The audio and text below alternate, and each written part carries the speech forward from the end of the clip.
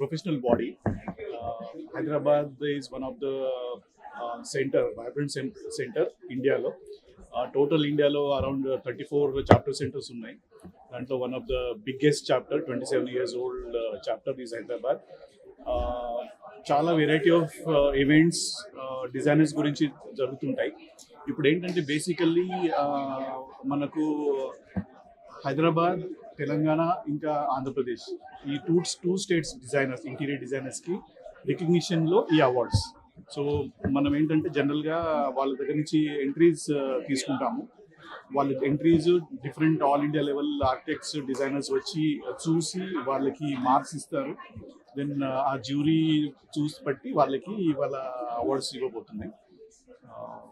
Different categories ఉన్నారు. పల్లవి చెప్పినట్టు commercial spaces, public spaces, residential, health care, ఇంకా అలాంటివి చాలా ఉన్నాయి.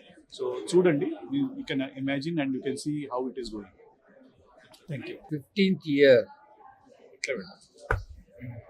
I applied the awards function ki వచ్చిన గెస్టులందరికీ అవార్డీస్కి నా కంగ్రాచులేషన్స్.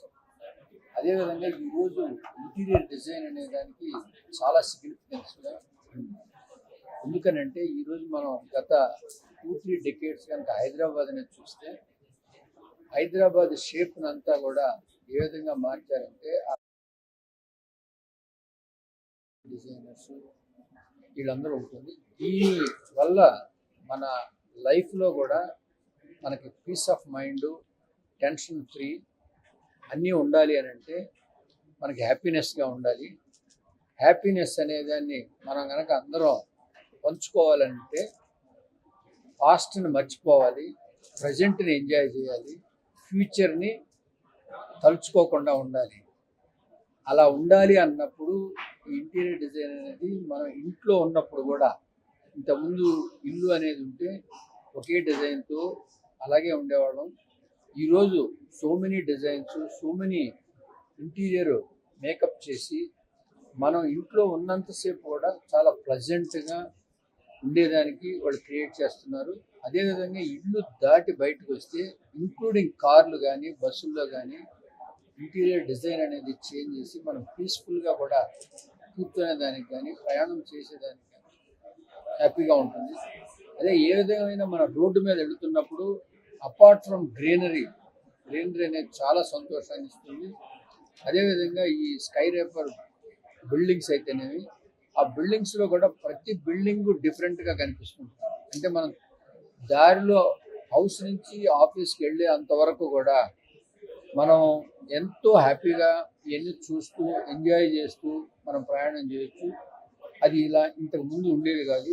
అన్నిటికి కూడా ఈ గొప్పతనానికి ఇంటీరియర్స్ ఉంటుంది.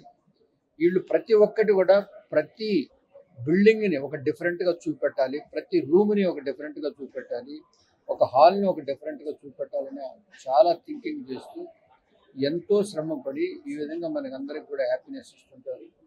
ఈ విధంగా మనం హ్యాపీనెస్లో బ్రతికేటప్పుడు గ్రీనరీ అనేది పొల్యూషన్ని కంట్రోల్ చేస్తుంది. ఎంత గ్రీనరీ కనుక మనం పెంచితే అంత హ్యాపీగా మనం ఉంటాం. అదేవిధంగా బిల్డింగ్లు కూడా డిజైన్స్ డిఫరెంట్గా ఉండి మంచి అట్మాస్ఫియర్ క్రియేట్ చేస్తే మనకి ఎంతో హ్యాపీనెస్గా ఉండి మనందరం కూడా చాలా వరకు, నేను డాక్టర్ని కాబట్టి మన డిసీజెస్కి చాలా దూరంగా ఉండవచ్చు. టెన్షన్ ఫ్రీ లైఫ్ని ఎంజాయ్ చేయాలంటే ఇవన్నీ మనకు అవసరం.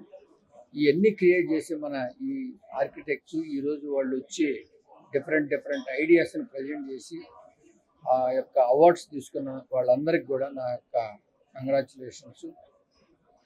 ఇలా ముందుకు వెళ్తూ ఉంటే మనం మన స్టేట్లో ఈరోజు మనం చాలామందిని చూస్తుంటాం. గత 30 సంవత్సరాలు చూస్తే మనం ఈరోజు హైదరాబాద్లో ఉన్నామా లేకపోతే అమెరికాలో ఉన్నామని అంటాం.